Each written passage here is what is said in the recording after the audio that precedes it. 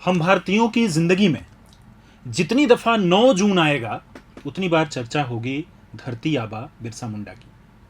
हमने इस बारे में सोचा कि क्यों नहीं थोड़ी जानकारी इकट्ठा करें, क्योंकि लाल किले के प्राचीर से प्रधानमंत्री नरेंद्र मोदी जब उनके बारे में जिक्र करते हैं तो कहते हैं कि भगवान बिरसा मुंडा। तो ये भगवान बिरसा मुंडा कैसे हो गए, कैसे एक धरती पर जन्म लेने वाली शख्सियत के बारे में भारत के राष्ट्रपति, भारत के प्रधानमंत्री आज भगवान वाली बात कहते नजर आते हैं। जब हमने इसके बारे में शुरू किया ढूंढना, गूगल एक बड़ी साधारण प्रक्रिया है कि आप गूगल पे चले जाइए, अभी चैट जीपीटी आ गया है, उस पे चले जाइए, तमाम जगहों पर जब हमने जाकर के उधेड़-बुन शुरू की, ढूंढना शुरू किया, तो हमें अलग अलग जगहों पे अलग अलग बात सुनाई देती, समझ में आती, लिखी हुई दिखाई देती। फिर इस पूरी रिसर्च, पूरे शोध के दरमियान हम पहुंचे एक बेहद रेयर यानी दुर्लभ शख्सियत के पास, जिनको हम अपनी विरासत भी मानते हैं, हम अपना मार्गदर्शक भी मानते हैं, वरिष्ठ पत्रकार अनुज कुमार सिन्हा जी।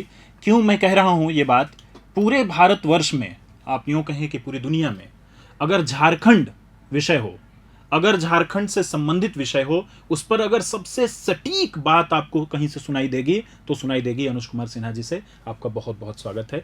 पहला जो सवाल है कि बिरसा मुंडा का जन्म कहाँ हुआ था और कब हुआ था? लग रहा है कि बहुत सामान्य सवाल है, लेकिन जन्म को लेकर कई बार विवाद हो गया, इसलिए बहुत कुछ नहीं, सब विवाद को खत्म होने के बाद जो मान्यता मिल गई कि बिरसा मुंडा का जन्म 15 नवंबर 1875 को उली हातू में हुआ था। बस इतना ही जानिए। इसके आगे आप देखेंगे, जैसे देखेंगे तो अनेक इतिहासकारों ने, अनेक लेखकों ने अलग अलग तरीके से उसको डिफाइन किया है जी। कोई 1872 तक ले गया है, कोई नाम अलग का है, कोई बृहस्पतिवार, कोई सोमवार, सब कुछ है, लेकिन उन सब विवाद में नहीं जाना चाहिए देश को। सिंपल है, जो उस समय रांची जिला हुआ करता था, अब खूंटी जिला के अंदर में उली हातू है, तो ये सर्वमान्य है कि बिरसा मुंडा का जन्म 15 नवंबर 1875 को उली हातू में हुआ था। बहुत साफ सुथरी क्लियर जानकारी है। लेकिन जब हम पढ़ने गए थे, जब हम ढूंढ रहे थे, हमने पूरी एक टीम लगा रखी है, 4-5 नए बच्चों को जोड़ा, कुछ पुराने लोगों को जोड़ा, तो जब उनसे हम पूछे कुछ दिन बाद कि अरे आपकी रिसर्च कहाँ तक पहुँची, तो उनके पास जो जवाब होते हैं वो होते हैं कि खूंटी है, कोई चाईबासा है, कोई डुम्बारी हिल है, कोई उलगुलान है, इस तरह के शब्द वो लेकर के आते हैं, लेकिन कोई साफ साफ क्लियर पिक्चर साफ नहीं करता है। उन सभी परतों को परत दर परत हम खोलेंगे इस वाले वीडियो में, आप बने रहिए। दूसरा जो सवाल है कि एक शख्सियत पढ़ने जाती है, स्कूल में पढ़ाई करने जाती है और वो फिर आंदोलन में चली जाती है, बात दिमाग में क्लियर समझ नहीं आती। हाँ, बिरसा मुंडा का जन्म भी जब उली हातू में हुआ तो एक सामान्य जो गांव में, सोचिए आज जब ये हालत है अंदर के इलाकों का, तो आज से 150 साल पहले के हालात होंगे हैं। तो सामान्य बच्चों की तरह बिरसा मुंडा भी बच्चे थे।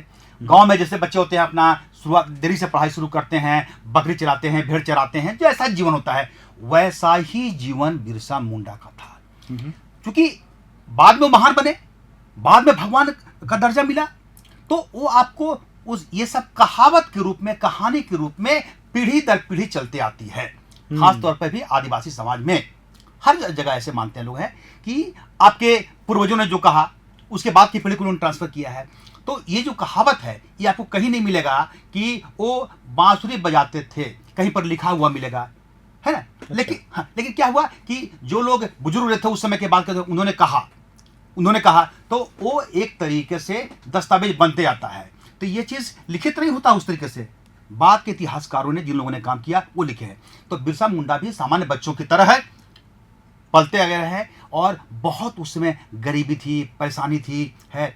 उस समय तक ईसाई मिशनरियों का भी यहाँ प्रवेश झारखंड में हो चुका था, 1845 में ही हो चुका था। तो वो उस एरिया में, खूंटी एरिया में लोग सक्रिय थे जिन्होंने शिक्षा पर काम किया था, चर्च बन चुका था, स्कूल्स बन चुके थे।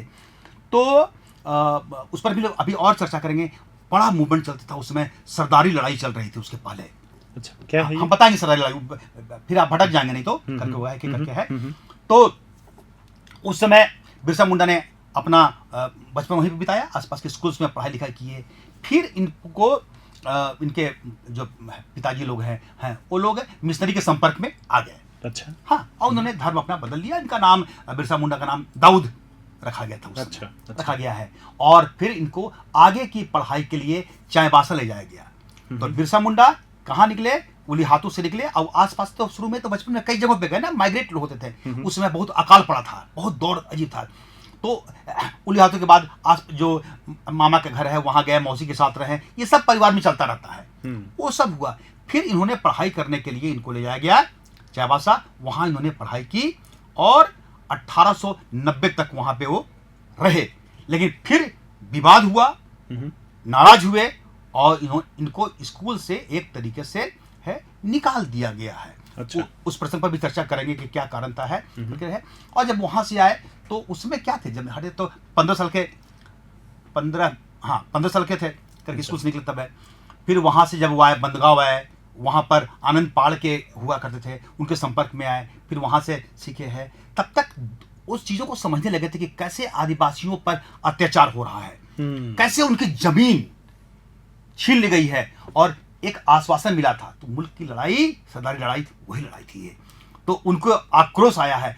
फिर वो धीरे धीरे करते करते आसपास के गांव में घूमते, हालात को देखते, लोगों से मिलते जुलते। उसी समय से उनका मन बदला।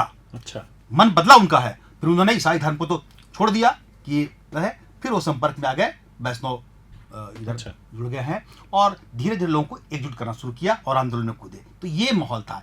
दरअसल में क्या हुआ कि बिरसा मुंडा को बताया गया था, लगाया गया था, उनको जानकारी भी थी कि अगर आप आगे चलकर उनको है जो लोग भी मिशनरीज के लोग हैं, अगर आप शामिल हो जाते हैं उसमें एक, और तो आपकी जमीन सब जो ले ली गई है उस पर आगे कोई कब्जा नहीं करेगा, उसको सहयोग मिलेगा, कई चीजें और जो थी है ये सरदारी लड़ाई की थी। तो उसका वादा पूरा नहीं हुआ था।